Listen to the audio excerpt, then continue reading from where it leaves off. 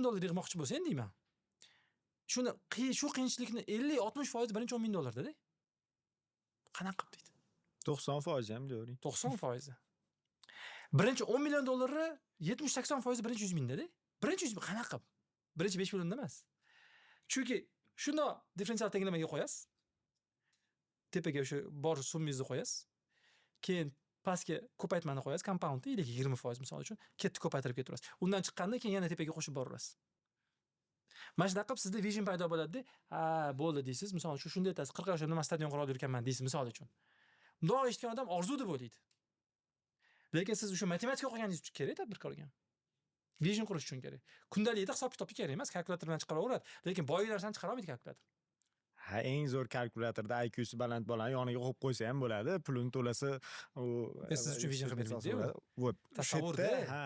Tasavvur siz o'tda xodimlarni bir vaqtda tasavvur qilasiz, kapital qancha kerakligini tasavvur qilasiz, mijozlar sonini tasavvur qilasiz, muammolarni kompaniya bo'lishini tasavvur qilasiz. Uni qilib bera olmaydi. Ya'ni siz o'zingizni miyangizda bo'lish kerak u. Shunaqa. Shuning uchun matematika hammaga kerak. U ya'ni odamga matematik modellarni tushuntiradi-da u. Tadbirkorlar ikki turga bo'linadi. Birinchi turdagi tadbirkorlar katta biznes xohlashmaydi. Ya'ni ularning biznesi 2-3 ta filialga ega bo'lganidan keyin ular dalish yurishni xohlashmaydi va shu ularga yetadi. Ikkinchi turdagi tadbirkorlar katta ambitsiyaga ega. Ularga 2-3 ta filial to'g'ri kelmaydi. Ular 100 ta filialda o'z biznesini yuritishni xohlaydi. Undan tashqari 30-40 ta xodim emas, balkim 1000 ta xodim ishlatishni xohlashadi. Lekin bunaqa tadbirkorlarga albatta tizim kerak bo'ladi. Chunki faqatgina tizim orqali siz o'zingizning biznesingizni kopiyasini yarata olasiz. Ya'ni bitta tizim qildingiz va o'shani qayta takrorlab boraverasiz. Qaysi filialingizga borsa ham bir xil servis sizda bo'ladi. Agar siz tadbirkor bo'lsangiz va shu podkastni ko'rib turganingizda sizni ko'p chalg'itishgan bo'lsa va ich-ichingizda halovat sezmayotgan bo'lsangiz, unda shu reklama siz uchun. Siz biznesingizni tizimlashtirishingiz kerak. Tizim deganda siz o'z biznesingiz ichidagi bardakni tartibga aylantirishingiz kerak. Shu orqali siz halovatga erishasiz. Chunki faqatgina tizim orqali siz keyinga olasiz va o'z biznesingizni kopiyalarini yarata olasiz. Agar sizga tizimlashtirishga yordam kerak bo'lsa, unda asoschilar konsaltingga aloqaga chiqing. Pastda havola qoldiramiz, unga bosib ariza qoldirsangiz bo'ladi yoki bizga qo'ng'iroq qilsangiz bo'ladi. Biz avtodidaktlar haqida gaplashyotgandik. Avtodidaktlarni maktabda qidish haqida gaplashdik va shu aytaylik bitta ikkita chiqyapti 1300 tadan deb. Endi shuni kompaniyaga o'girsak, nechta xodim bor? 100 ga yaqin, 200 ga yaqin xodimlar bor. 3%, omadingiz kelsa 3% shunaqa bo'ladi. Xodimlarning orasida lekin taxminan sizni komandangizda men bir 5 tacha avtodidakt bilaman-da. Outsider deylik ularni yoki A-level xodim derdik oldin, esingizda bo'lsa. Ya'ni ularga aytaylik ABC level xodim bor. C ga siz nima qilishni va qanday qilishni aytasiz. B ga nima qilishni aytasiz. A ga hech narsa aytmaysiz va nima uchun nima qilayotganligingizni, ya'ni maqsadlarni aytib yursangiz bo'ldi, u o'zi topib yuradi-da. Siz misol uchun aytaylik 6 yildan beri taniydigan bo'lsam, doim komandada avtodidaktlar bo'lgan va ular barcha ishlarni qilib yurganda, siz operatsiyonkaga yoki menejmentga slabi odamsiz deb bilaman-da. Xafa bo'lmasangiz. Yo'q, hamma ham bo'laman. Siz kuchli terapiya shu avtodidaktlar biznesingizni boshqarishida komandada. Asosiy masala biz tizimlashtiruvchi sifatida ayta olaman, tadbirkorlarda, bizga keladigan tadbirkorlarda avtodidaktlar yo'q, avtodidakt o'zi. Yoki o'zi bo'lgisi keladi, ya'ni men ham narsa qolmayman, men charchab ketdim, men yaqinliman, hamma qolgan tupoy deyshadi. Doslovno aytaman. Nega ba'zi tadbirkorlarda komandasida avtodidaktlar qolmaydi va ketib qoladi? Yoki nega ular ochilmaydi? Sizda bo'lgan jarayon bo'ladi-da.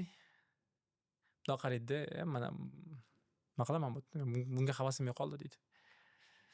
Menga bitta o'qituvchimiz aytdi-da. 30 million oylik beramiz-da, 32 million oylik beramiz o'qituvchi. Lekin men endi misol uchun katta gapirishim mumkin, o'qituvchiga 32 million beramiz deb. Xo'p, boshqa maktabga borsa nechta bo'ladi degan savol bor-da. 35 million oladi, 30 million olar. Ya'ni 10 million olmaydi-da u. O'sha pulni topadi baribir. U menga zo'r gap aytdi. Azaki pulni hamma beradi dedi. Pulni hamma beradi. Ya'ni men mutaxassisman deyapti-da, men mutaxassisman. Pulni hamma beradi deyapti. Va lekin hamma ham siz yana ham ko'proq pul topadigan yoki yana ham yaxshiroq inson qilmaydi deyapti. Masala shu yerda-da. Agar shu mustaqil yuradigan odam tushunib qolsa-ki, men bu odamdan puldan boshqa hech narsa ola olmas ekanman desa bo'lib ketadi. Ana maqol bor-ku. Kambag'al ekan bular. Desa, puldan boshqa hech narsasi yo'q ekan dedi. Shunaqa. Eng kambag'allik shuda, puldan boshqa hech narsasi bo'lmasligi. Chunki pul aksar holatlarda o'zi vaziyatning natijasi bo'ladi-da. Aksar holatda shunaqa. O'sha vaziyatda to'g'ri joyda to'g'ri paytda bo'lib qolgan bo'ladi. Uni qayerdan bilasiz? Keyingi avlodga o'tmaydi. Uzoq muddat ushlab qola olmaydi. Yoki pulni eplagan boshqa hech qaysi sohani eplolmagan bo'ladi. Demak, odam nima ekan? Pulni beraveradi, tanlamasdan beraveradi. U market condition u. To'g'ri joyda to'g'ri paytda bo'lib qolsa kelib qolaveradi. O'sha qisqa muddatda hammada bo'lishi mumkin pul. Xodim, avtodidakt, A-level xodim menga havas qilish uchun men uni B nuqtasi bo'lishim kerak. Shart emas, nimadir babi sizga havas qiladigan joyi bo'lishi kerak. Unaqa bolalar qanaqa tortiladi, magniti nima, qayerda? Ha, yoshligida olisizda. Yosh bo'lgan paytda shuysiz. Yoshligida Yosh paytida. Yosh paytida boshqalar mensimagan paytda, boshqalar tan olmagan paytda uni ko'rasiz, uni siz o'sha nihol paytida-da. Keyin o'sha o'zini bo'la oladigan darajasiga olib chiqasiz. U o'zi ham bilmaydi hali uni, siz bilasiz. Siz bilasiz, uni ustoz darajasida, ya'ni siz uni bilasiz, u katta ishlar qila oladi u hali. U o'zi ham bilmaydi va boshqalar ham bilmaydi. Tadorkovning bu haqida kitobi ham bor, Talent degan. Ya'ni o'sha iqtidorlarni siz hamma men misol uchun Ro'shanni hozir chaqira olmayman endi ishga. Hozir o'sha oldin ishlagan bo'lsam ham chaqira olmayman. Chunki uni talantligini hamma bilib bo'ldi. Ha bildim. Ya'ni misol uchun auditoriyasida yoki atrofidagi bilib bo'ldi. Endi kech. Endi men 20 yoshli Ro'shanni topishim kerak. Men deganda shu istalgan tadbirkor aytayapman. 20 yoshlikni topib, "Oy, bu yerda yurmaysan. Sen mana bu yerda yur. Mana bunaqa ishlar qilishing kerak" deb shuni olishingiz kerak. Ha u yoki narx masalasi yoki qiymat masalasi emasmi? U ham, ya'ni hammasi bo'lishi kerak. U birinchi olganingizdan keyin bo'ladigan narsalar ular. Olishda ham. Misol tadbirkorlar bor, tadbirkorlarni ishlatadi-da. Tadbirkorlar bor, o'zi millionlab topadigan tadbirkorni ishchi sifatida ishlata oladigan tadbirkorlar bor-da. Faqat nomi hamkorlik bo'ladi bo'ldi.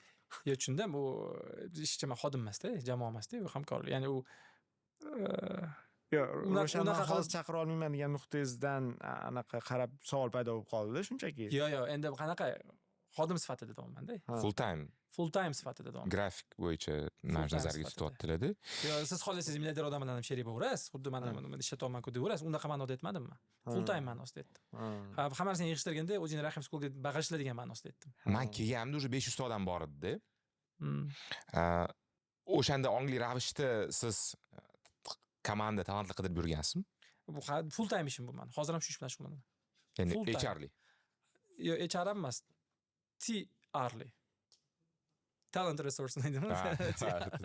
Hol paytida qanaqa aniqlash bo'yicha ozgina ayting.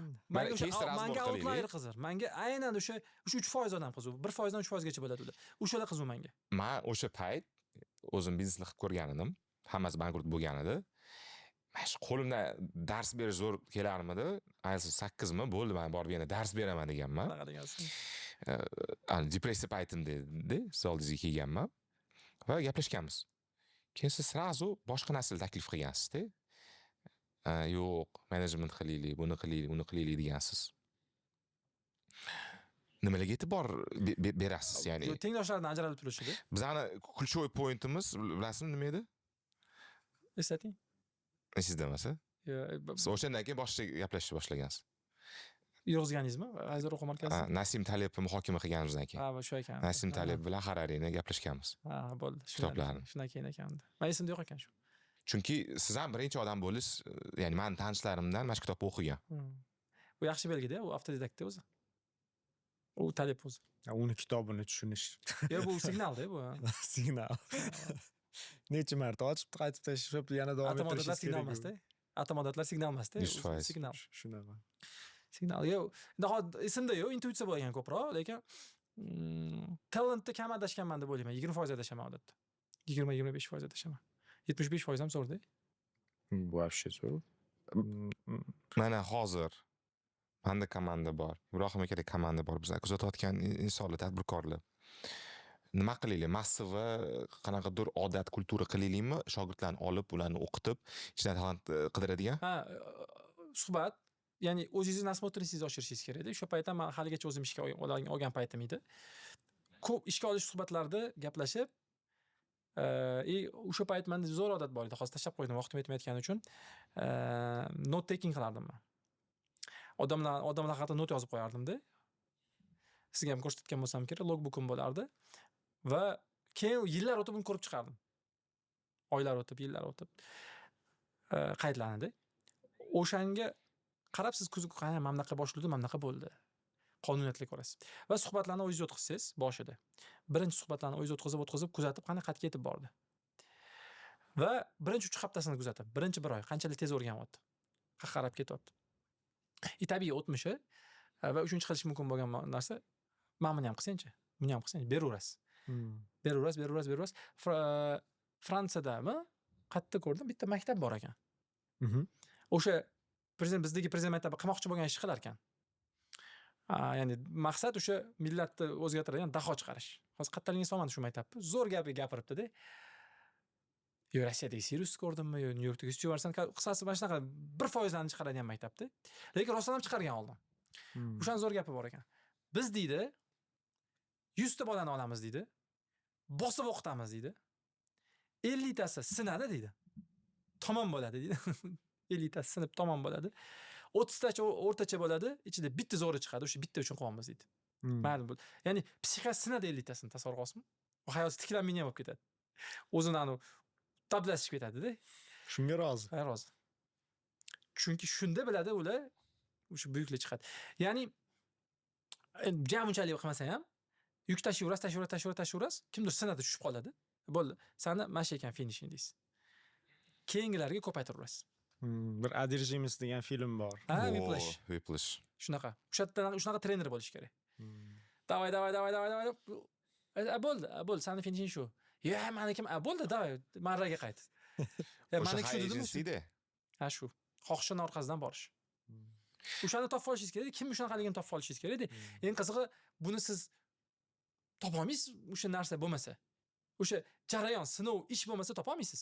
Siz unga ish buyurasiz. Misol uchun turasizda, hop, men belgiyskiy, ya'ni belgiya shokoladidan qilingan cheesecake yegim kelyapti. Yarim soat vaqtim bor. Kim topib kela oladi? Vazifa. Men u xayolimga xos kelgani uchun aytdim, xolos. Ya'ni o'zimga vazifa bermaganman hech kimga. Ya'ni kim hal qila oladi, misol uchun? Zo'r savol-da. Yoki 1 soat vaqt toplaring. Deylik. Yoki mana ish bor, shu ishni qilishga mana odamni kimnidir ko'ndirish kerak, tekinga, Tom Sawyerga o'xshab. Mana shunaqa, kim qila oladi? Mana shunaqa vazifa berib ko'rasiz. Yoki o'zi umuman kim qanaqa vazifalarni qattiq qaraysiz, shunga qarab topasiz. Noyob, juda qiyin bilan topish. Lekin topilsa, ikkita qo'l bilan qattiq ushlab quchoqlab olish kerak. Endi afterdak topdik, bo'ldi. U uchun hamma narsa qilib berishimiz kerak, lekin shungacha o'zimiz ham shu bo'lishimiz kerak-ku, to'g'rimi? Albatta. Endi shu inson bo'lish haqida gaplashadigan bo'lsa, men Whiplash esladingiz. Esingizda bo'lsa, devушкасы bo'ladi. Devушкасini oldiga borib bitadi. Xullas, kechirarsan, men eng tarixda zo'r baramanchi bo'lmoqchiman. Paka deydi. Uydagilar bilan urushadi. Sizlar meni tushunmayapsiz deydi. Hamma narsadan voz kechib boradi. Ikkita post yozdingiz o'tgan hafta g'am haqida. Ya'ni odam nima haqida o'ylab yursa, o'shan bilan yashayveradi. Ya'ni g'amlarni ham tanlash kerak, asosiy o'ylaydigan narsalarni qilish kerak, muhim emas g'amlardan voz kechish kerak degan. Kinoda ham Whiplashning Одержимостьda, ya'ni kerak emas narsa o'zi o'ylashi bo'yicha voz kechyapti, qurbon qilyapti va asosiy narsaga fokus qo'yamiz.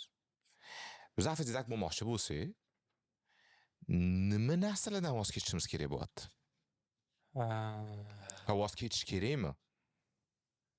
Bo'lmoqchi bo'lsangiz ham. Ya'ni umr cheklangan-ku, vaqt cheklangan. Oddiy hayot bilan buyuklik chiqishmaydi. Qanaqa bu? Bo'lmaydigan narsa. Sizlarning lifestyle-inglar, mana men 2 yil ishlagan bo'lsam, zo'r shaxs shakllanishi taraflama zo'r bo'lgan, lekin juda qiyin kechgan. Sababdan lifestyle-inglar men uchun noodatiy. Juda ko'p qurbonlikda. Ya'ni o'yin kulgu qurbonlik bo'lyapti. Men havas qilaman sizlar doim ishlashinglarga yoki yangi narsa o'rganishinglarga, lekin o'yin kulgu kam hayotingizda deb bilaman-da. Buni o'zim ham qo'shilib fikringizga. Pulga qiziqish, yaxshi yashash qurbonlik bo'lyapti. Do'stlar bilan o'tkaziladigan vaqtingizga e'tibor berganman. Juda kam o'tkazasizlar. Va sizlar bilan ishlash to'xtatgandan keyin o'zimni ishlarimni, asoschilarni boshlab, konsalting boshlagandan keyin bu narsalar ko'payib ketdi, lekin o'zimniki bo'lgan natijalardan hozir qoniqmay boshladim-da. shunda aytaylik voz kechilgan qanaqadir kayfli deylik yoki bizga yoqadigan narsalardan voz kechilsagina biz xohlagan natijaga kelyaptimi? Shunaqa. Istagan narsangiz, xohlagan narsangizga, xohishlaringizga erishish uchun istaklaringizdan voz kechishingiz kerak. Ya'ni sizga o'sha vaqtni o'zida rohat olib keladigan narsalardan voz kechish kerak. Zo'r shirinlik yedingiz, o'sha payt maza qildingiz. Bir haftadan keyin ham sizga rohat olib keladimi? Yo'q. Aqlli fikr o'qidingiz yoki o'tirib o'zingiz bir soat tahlil qildingiz bo'layotgandek metacognition qildingiz. Yoki biz o'zimiz tilimizda aytganda muroqaba qildingiz, o'zingiz tahlil qildingiz, savol javob qildingiz. Xo'p, bundan olingan foyda sizga 20 yildan keyin foyda beradi. Yaxshi almashinuv menimcha. Bu o'sha cho'mchagingizdagi $8 sotib olishingiz bilan narxi tushadigan telefon bilan 5 gram tilda olishga o'xshaydi. 20 yildan keyin u telefon 20 yil oldingi telefon necha pul hozir? Yo'q qiymat. Ha? Yo'q qiymat. Yo'q, tekin pul berasiz olib ketadi keyin. Axlat bo'ladi-da, chunki 20 yil oldingi telefon. 20 yil oldin tillarning narxini ko'rsangiz, misol uchun qanchada? 10 barobar bo'lsa kerak, 10 barobar. Shunaqa, bu ham xuddi shunaqa. Mana shuni o'ylayman. Gapingiz rost aytgasim ham mantiqan o'ylab qarasa to'g'ri. Lekin bitta menda anu bor-da, bahona. Aziz aka boshqa muhitda o'sgan, o'zlari shunaqalar. Tabiatmi? Tabiat shunaqa va hech narsadan voz kechmayaptilar o'zi aslida. Shuni qiyilar kelayotganligi uchun qilyaptilar degan menda bahona bor. Tabiatiga ko'ngil qilish yoqmaydi. Tabiat. Nimadan siz voz kechyapsiz? Ya'ni o'zingizni majburlab. Possession nima bo'ladi o'zbek tilida? Possession? Владение, ya'ni nimadirga ega bo'lish. Shu deylik, mana shunaqa jihozlardan deylik. Shu birinchi navbatda shu bu narsada, ya'ni 3 marta sotib oldim-da mashinamni. 3 marta mashina sovg'a qilishdi menga. 3 martasini ham sotib oldim, maktabga pul kerak bo'lganda-da. Endi tadbirkor odatda qiladigan narsasi. Tabiiy, keyin o'zimga qiziq bo'lgan, oldin rosa ko'p serial ko'rardim ingliz tili o'rganish uchun-da. Hozir ko'rmay qo'yganman. Rosa qiziq bo'lsa ham eskilar bor, bitta qolib ketgan, shularni tugatib qo'yish uchungina. Lekin bular va o'zi o'tirib voz kechib deylik bitta yo'ldan boshqa yo'lga o'tsangiz, u sizga yangi yo'l o'zi rohat olib kelishni boshlaydi. Deylik siz o'sha do'stlaringizni, Aristotel aytgan emotsional do'stlaringizni, ya'ni shunchaki birga qolgansiz bo'ldi, boshqa narsa birlashtirmaydi, birga yoshligingiz o'tgan. O'sha do'stlaringizdan voz kechasiz, o'rniga deylik nimadir o'rgata oladigan odamlarning davrasiga qo'shilasiz faqat. Isloh qiladigan davraga-da. Keyin o'zi 5-6 marta borsangiz sizga yoqib qoladi u. Ya'ni bunday o'tirasizda, bu suhbatdan nima oldim deysiz. Bloknotim to'ldimi, to'lmadimi deysiz. Sizga mana hozir bitta suhbatdagi bloknot ko'rsataman sizga mana. Mana shu bloknotimda bor. Hop, mana 8-mayda ekan.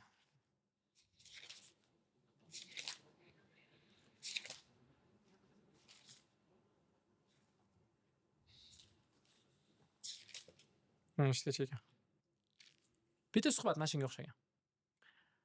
U shuni olsangiz, keyin bu yoqib qoladi sizga. Faqat alternativa yo'q-da. Alternativa yo'q. Voz kechish yomon narsa emas, undan uzoq muddatlikda beradigan narsa. Masalasini tushunsiz. O'sha odamga majburlab siz tilla oldirasiz. 2 yil kutib tur deysiz. Manda turib turadi deysiz. Sotmay turamiz deysiz. Bundoq qilasiz, endi narxini qara deymiz. Telefonni bilan solishtiramiz. 3x bo'pti deysiz. Deydi. Mazasini totirish kerak. Totib ko'rish kerak. Biz shaxmat o'ynasak shunaqa bo'lardi. Navichok odam kelsa, o'ynasangiz doim 5 ta xod sanaydigan odam, 2 ta xod sanaydigan odamdan 2 kalla ustun bo'ladi-da. 5 ta xod sanash qiyin. 5 ta xodni yana 5 tadan qo'llari chiqib ketadi. Uni umuman boshqa xod qilsa yana 5 ta u yoqqa yuradi. Juda qiyindek tuyuladi-yu, lekin 2 ta xod sanaydigan odamga nisbatan o'ta yoqimli-da. U bilan o'yiningizda juda yoqimli bo'ladi. Agar inson shu uzoq muddatli fikrlashga ham siz aytgandek o'shandan rohatlanishni o'rganib olsa, vaqt kerak, ozgina. Voz kechish ham azob bermaydi deysiz. Boshida o'zini majburlab qiladi-da. Ham bu joydan paydo bo'la olmaydi-ku, boshida boshqa narsalardan voz kechish kerak bo'lyapti. Bo'shliq paydo bo'lishi kerakmi? Shunaqa ikkalovini baravar qiladi-da. Kattaroq g'amdan olib, kichikroqdan baravar voz kechib turadi-da. Ya'ni choch qanaqa turganini g'am qilish to'xtatadi birinchi. Qanaqa kiyimi bir-biriga paypog'i bilan kiyimi, oyoq kiyimi yoki o'sha bir-biriga mosmi, yo'qmi, o'shandan ham voz kechadi birinchi. Keyin o'sha moddiy narsalarni kamaytiradi, g'amlarini kamaytiradi. Menyuni tanlaganda birinchi kelgan ovqatni berib yuborish, bu g'amlardan voz kechadi. Keyin miyasi bo'shaydi. bir vaqt o'zida keyin kattaroq narsalarni oladi. Mana shu xodimimni qanaqa yaxshilasam ekan, buni qanaqa qilsam ekan, men mijozimni nima qilsam, mana shunaqa sekin o'zi to'ladi o'zi. Bu yoqdan bo'shab keladi, bu yoqdan to'ldirib boradi. Bir Vaqtimiz cheklangan, bitta narsa haqida o'ylaysiz deganda boshqa narsa haqida o'ylamaysiz-da. shu bir inshoingizda yozgan edingiz. Raqobatdan chiqqanlar yutadi raqobatda o'zi odatda. Biz hozir poygaga poygada o'ralashib qolganmiz-ku ko'pchilik. Shu u narsada poygalashib qo'yamiz, bu narsada har xil narsalarda poygalashamizda o'zimizni asosiy yo'limizdan ko'p chalg'itib qo'yadi shu narsa. Demak, siz aytayotgan o'sha voz kechish umuman faqat o'zi xohlagan narsada o'zi bilan raqobatlashish bo'lib qolyapti. Shunaqa. Aziz aka, men ham shu hayotda yashaganman-da, siz bilan yurganimda. Tashqari deylar radikal derdi. Yo'q. Sizmi, menimi? Mani. Ya'ni, ertalab 7da chiqish jinnimisan, u qach. Lekin men Sportzalgami? Hozir 6da chiqmoqchimiz. Hali chiqmadik lekin. Reja xolos.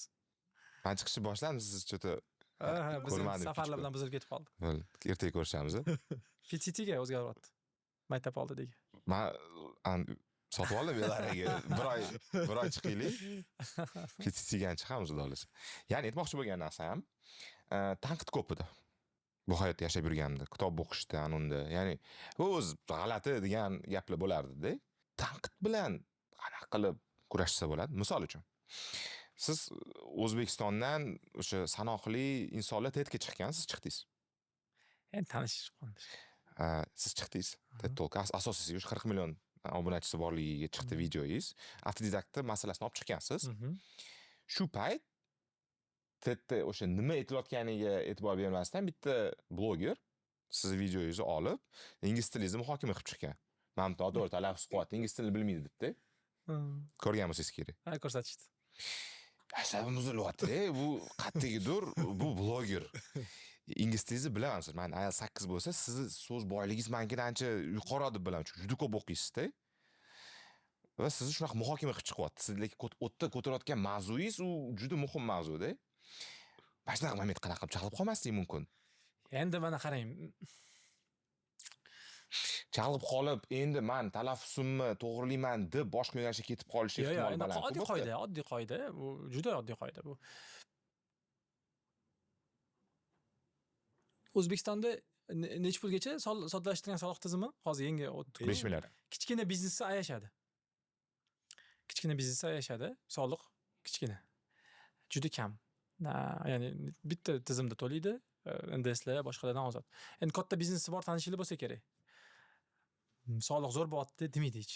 Yildan yilga zo'r bo'lyapti deb, biz zo'r sharoitlarni berishyapti demaydi. Hech qaysi davlatda unaqa emas. Katta biznesda doim puli ko'p, davay deb hamma davlat shunaqa qiladi. Kattalashganingiz sari o'zi inson sifatida ham, o'zi umuman rejalaringiz ham kattalashgan sari, auditoriyangiz ham kattalashgan sari sizda soliq oshadi. Soliq deb qarash kerak, buni taks deb qarash kerak. U video nimaga ko'rdi o'sha bola? Chunki nechadir ming ko'rildi u. Shuning uchun unga yetib bordi. Chunki TEDda chiqdi. Misol, TEDda chiqdi. TEDdagilar chiqardi uni. Shu aksent bilan-da. Undan tashqari xatolar ham bor o'zi. Bittasini amerikalik deb borganman, amerikalik emas odam bilan. Ya'ni undan ham boshqa xatolar bor. Lekin asosiy g'oyada xato yo'q. Ya'ni boshqa xatolar ham bor. Lekin bo'pti, endi boshqa gapirmayman. Bu gap mana shu intervyudimdagi gaplarimdan bir 5-6% xato ketadi baribir. U ma'lumot eskirgan bo'ladi, men adashib ketgan bo'laman, u bilan A bilan Bni adashtirib olgan bo'laman, lekin 5-6% xato. Soliqda endi. U kimdir tanqid qilib chiqishi mumkin, uni ko'tarib chiqishi mumkin uni. Lekin men atilabdan yolg'on gapirmagan bo'lmayman, atilabdan qilgan bo'lmayman. Ketib qoladi shunaqa.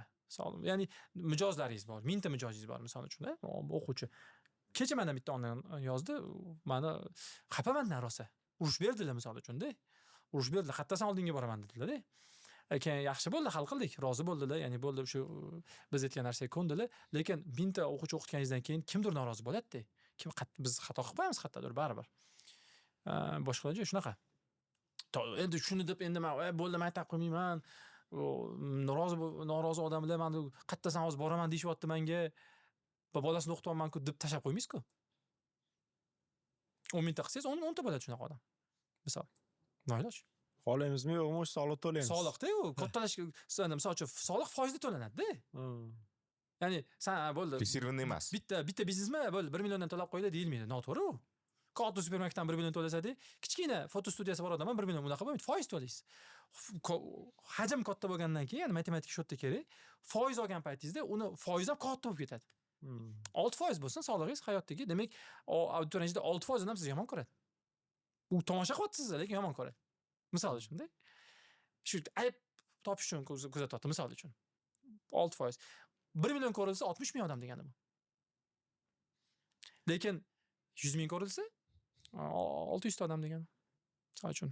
Yoki 6 mingta, bilmayman. Shunga 6 mingta bo'ladi, 6% shunaqa. Shu endi soliq deb qarash kerak. Siz o'sha video ko'rsatilganda shunaqa deb qabul qilgansiz. Xuddi shunaqa. Umuman hech qayerda javob bermadim. Siz eslatmasangiz esimda ham yo'qdi hozir. Abdurazzoq ko'rsatdi.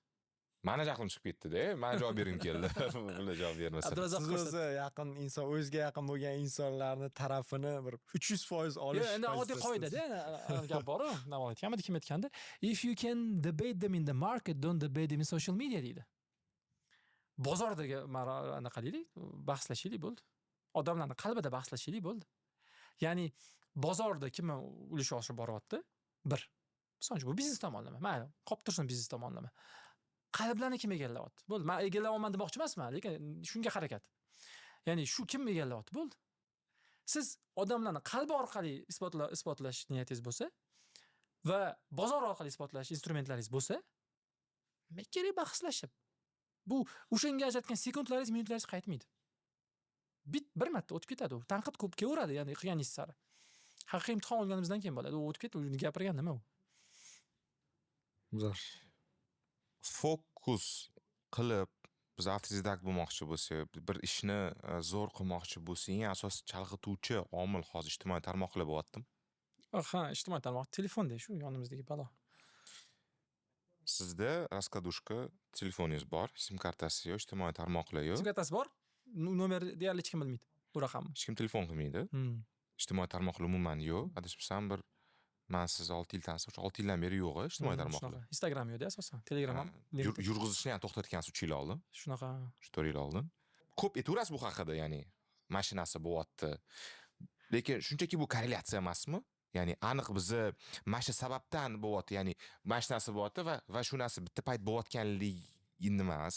Aynan mashinasidan chiqib mashinasi bo'layotganligini isbotlay olamizmi? Ilmiy yondashuv bilan. Ha, isbotlay olamiz. Qanaqa qilib? Siz oddiy qoida bor, nasihat bor. 1400 yil bo'ldi bu nasihatga. Boylar bilan ko'p yurma deydi. Oddiy maslahat, to'g'rimi eshitganmisiz? Boylarga hadda mehmon bo'lurma, ha? Noshukur bo'lib ketasan deydi. Hamma ijtimoiy tarmoqqa yig'ishtirib qo'ying, internetga yig'ishtirib qo'ying. O'rtacha odam, men ijtimoiy tarmoqlardan oldingi davr esimda-da. Siz ham eslaysizmi, Ibrohim? O'shan siz ham eslaysizmi o'sha davrlar? Конечно. Ya'ni oldin ijtimoiy tarmoq yo'q, internet bor, bo'lgan, Google nimadirlar bo'lgan, lekin xo'p, nechta boyni tanirdiz?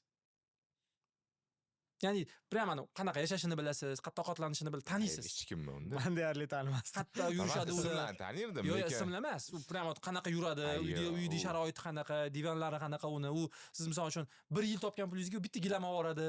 Sizlarni tanirdik. Yo'q, ichidan. Taniyo, tashqaridan emas. Tanish deb shuni aytadi. Taniysiz, ya'ni misol uchun ular mana bunaqa qiladi va uchishligiga mana buncha ishlatadi. Misol uchun meni 1 oylik pulimni bitta betga berib yuboradi. Nechtasini shunaqa tanirdingiz? Men bitta tanirdim, qarindoshimiz. Uyga kirib, shunaqa yashashar ekan deydigan. Mramor qo'yishar ekan deydi. Biz loy suv oqgan joyi mramor qilgan bo'ldi, misol uchun. Boylarni tanimasdi, artistlarnikini perdachalar ko'rsatardi o'sha ichida qilib. To'g'ridan taniganingiz bitta ikkita desak, hammada shunaqa bo'lgan oldin. Bitta ikkita bo'lgan. Ya'ni oddiy aholida, oddiy odamda bitta ikkita bo'lgan. Va mashhurlardan bir 5-10 ta bo'lishi mumkin. O'sha artistlarni, aktyorlarni uyiga borib ko'rsatardi. Artist deb qo'yaverardingiz. Hozir o'rtacha odam nechta boy taniydi? Ichidan. Qayerga borishini, qayerda dam olishini, nima telefon tutishini, qaysi mashina minishini. Nechtaga obuna bo'lishiga qarab-da, cheksiz bo'lishi mumkin. 30 tadan 50 tagacha bo'lishi mumkin, 100 tagacha bo'lishi mumkin. Instagram qiz bolani chiroyini, o'g'il bolani boyligini faqat продвигать qiladi. Xuddi shu. Bu sizni noshukur qiladimi, yo'qmi? Siz 3 million topyaptidingiz, 1 yil o'tdi, 5 million, 60% ga o'sdi olingiz. Shunda boylarga yomon ta'sir qilmaydimi Instagram? U ham o'zidan boy topadi. Kattaroq yaxtalar bor-ku. Topish qiyin emas. Chegarasi yo'q. Kimdandir samolyot uzunroq. Topaveradi u.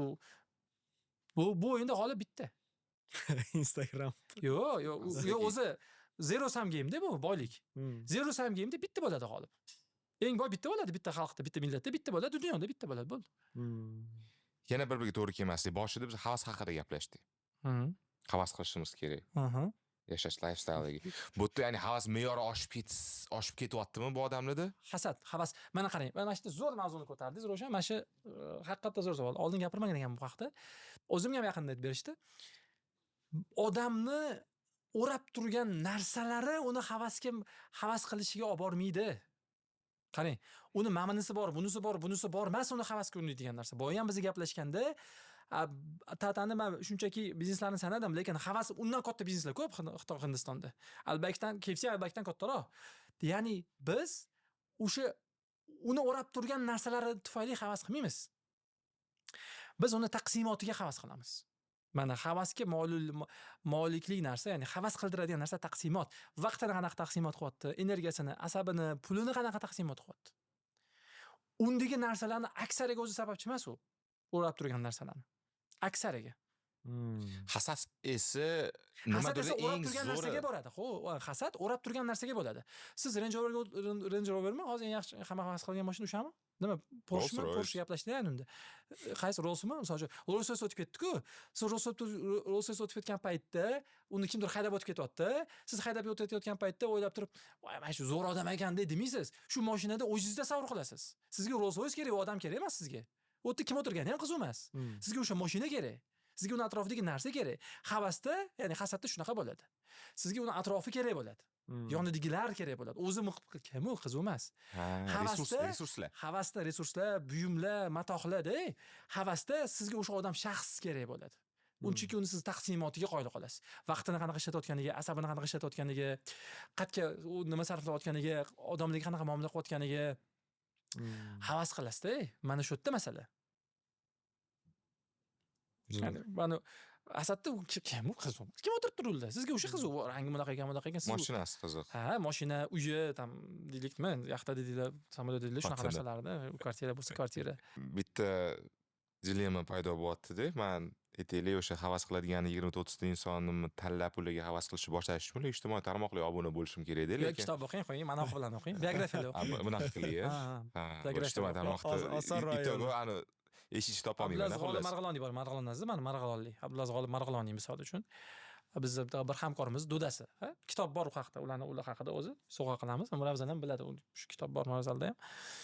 Misol shu odam haqida o'qing, tadbirkor odam bo'lgan. Misol tadbirkorsiz, mana o'zingizga o'xshagan odam. Shu odam haqida o'qing. O'tmish bozorga guruch tarqatar ekanlar, katta guruchmi, unchi bo'lgan ekanlar. O'ta boy odam bo'lgan va pul yig'ib olish kerak. O'sha paytda rastrojka anaqa vaqt va moliya bo'lib to'lashmi, keyinroq to'lashmi bo'lgan ekan. Konsignatsiya, sotib olib beradi. Sotib olib bo'lish, konsignatsiya deydimi? Shuna anaqani o'girib pul yig'ar ekanlar. Yuzlarini o'girib. Пользовательские предпочтения kerak. Kimdir bera olmaydi, kimdir kamroq beradi, kimdir puli bo'lmaydi. Boshqa bo'ladi, o'sha payt qiynalmasin, bera olmadim. O'zi erkak kishi meni oldimda uyalib qolmasin. O'zini past his qilmasin deb shunaqa yig'gan ekan, misol uchun. Qaysidir paytda Marg'ilonda ocharchilik bo'lgan ekan. O'yin bo'lmaganmi, boshqa bo'lgan. Shuna bitta fura kelib, uni tarqab bo'ldi, mana shu anaqaga bozorga chiqarib olgan ekanlar, tarqatiladi. Mana misol uchun tadbirkormi, tadbirkor. Mana shunaqa ma'no bilan o'qish kerak. Shuni topiladi havas qilinadigan odamda. Demak, biz uni taqsimoti, qanaqa topgani u aytganimizdek omad, kerakli joyda kerakli paytda bo'lib qolgan. Qanaqa taqsimot qilyapti u, berilganidan qanaqa foydalanyapti. Xudo bermasa, u tavfiq berish kerak-da, ya'ni o'zi tilab olish kerak uni, o'zi harakat qilish kerak. Ajoyib. Beriladi Xudo misol uchun. Beriladi. To'g'ri joyga bo'lib qolsangiz, to'g'ri odam siz ko'ziga tushib qolsangiz, "Ey ukam, sen ham shuna kelmani yonimda yur" deyish mumkin. Har xil vaziyat bo'ladi. U beraveradi. Sizga o'zingiz xohlamagan, o'zingiz intilmagan tarzda pul berib qolaveradi. Lekin bergandan keyin ham siz to'xtadingizmi, to'xtamadingizmi? Taqsimotingiz qanaqa bo'lyapti? Qanchasini qayerga taqsimlayapsiz? Hozir bitta tayyor ro'yxat qilsak bo'ladimi? Misol uchun, o'zingiz ro'yxatingiz bilan bo'lishsangiz, mana shu insonlarni siz kuzatasiz yoki birovlarga kuzatishni tavsiya qilasiz va nega? Sababi qaysi yo'nalishda ularga havas qilgani yaxshi degan. Mana o'zi mana ro'yxat ham u vaqtinchalik narsa. Masalan, bu videoda 10 yildan keyin ko'rgandan keyin deylik anaqa qilmasligi mumkin-da. Ya'ni Bu eskirmaydigan insonlar aktual haqida gap bo'lmasligi ketyapti-ku. mumkin. Yo'q, ya'ni yana deylik, u odamlar o'tib ketishi mumkin yoki o'sha ro'yxatdan tushib qolishi mumkin. Umumiy qoida bor menda. Bu soul in the game deydi. Skin emas, soul in the game. Ya'ni boshqalar uchun, o'zi uchun ham emas, hattoki tadbirkor o'zi uchun risk qiladi. O'zim yaxshi bo'lsin deb risk qiladi. Fidokorlar boshqalarga yaxshi bo'lsin deb risk qiladi. Va o'zi fidokorona yashaydi. Mana fidokormi bo'ldi, u ro'yxatga tushadi. O'sha odam. Misol uchun talyapman, nima ro'yxatda bor? G'azoni himoya qilyapti chunki. Uni do'stlarining 75% yahudiydi. O'ylab qarasangiz, o'zini yaqin do'stlarini, u bilan birga ishlaganlarni, investorlarini, u klientlarini 75%. Shunda ham u G'azoni musulmonlarning yonida o'zi nasroniy. Bitta mana ne ro'yxatda shu odam, hali ham chiqib ketmadi. Chunki fido qilyapti o'zini reputatsiyasini, sotuvlarini, hamkorlarini, boshqalarini. Kimda? Zulm uchun. Ya'ni zulmga qarshi turish uchun. Ya'ni zaiflarni himoya qilish uchun. Siz bitta odam, bitta yosh